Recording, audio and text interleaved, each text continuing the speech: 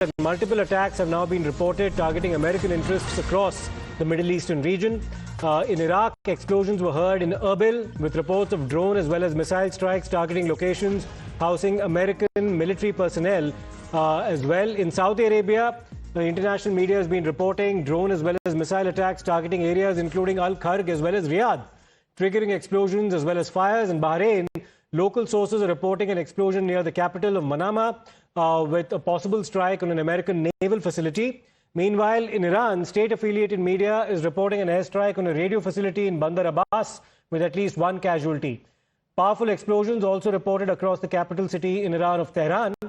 In West Tehran's Khorramabad, footage shows residents searching through debris of a destroyed building following an airstrike. The strikes have also triggered a blackout in the area. So these are, of course, visuals as well, which are backdated and, of course, from earlier. And we'll, of course, keep getting you all the action over what's been transpiring in the Middle East as well. Multiple attacks on American assets in different parts of the Middle East, and of course also attacks by America and Israel on Iran. Let me go across to Mayank now, who joins us from Tel Aviv as we speak. Mayank, the situation extremely precarious in the Middle East, and what's now made the entire scenario worse is the threat that's come from the United States that power plants of Iran might be targeted, and Iran in turn saying that they might end up targeting energy assets close to America and its interests, particularly in the Middle East, and of course the threat of shutting down the Straits of Hormuz as well. So we're seeing the escalation ladder being climbed quite quickly.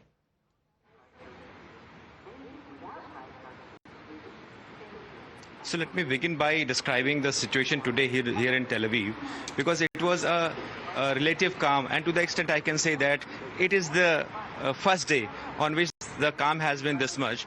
And we are standing at the coast of Mediterranean right now, and there are no high waves. Till yesterday the weather was quite unpredictable, and there were high waves this side.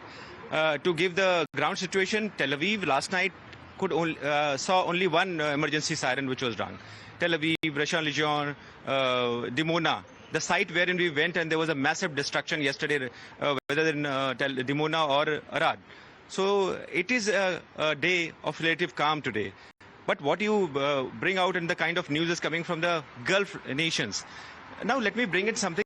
Although amidst the regular reports that military installations, establishments or command and control centers or the buildings which are being used by the armed forces personnel for stay and all, residences and all, the escalation matrix has been in the hands of Iran in the way that they have used a ballistic missile.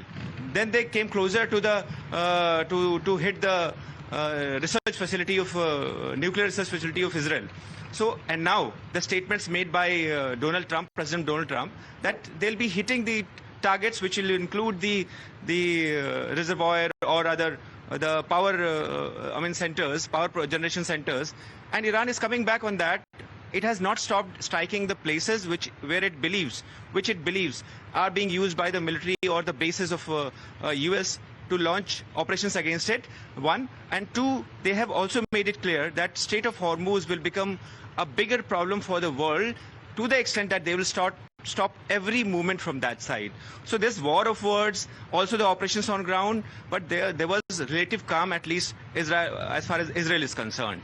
Okay, stay with us, Mayank, because we have some more breaking news, which is that Iran has claimed that its forces have also targeted key American military installations across the Gulf region.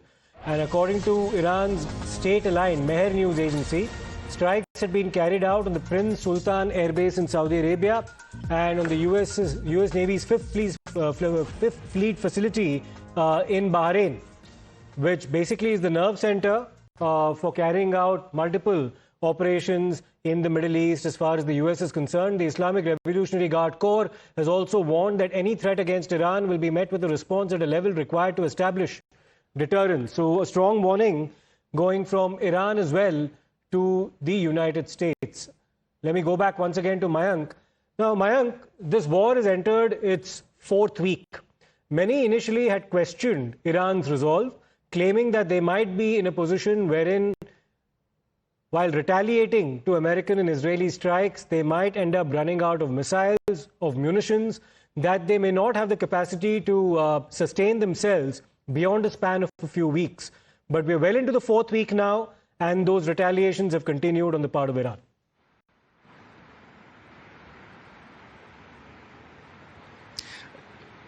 Apart from the hardcore military power, what needs to be understood is the leadership. Initially, when the thing started, as we had all surmised that the Iranians would capitulate because their top leadership has been knocked off or has been killed in operations or had been made ineffective.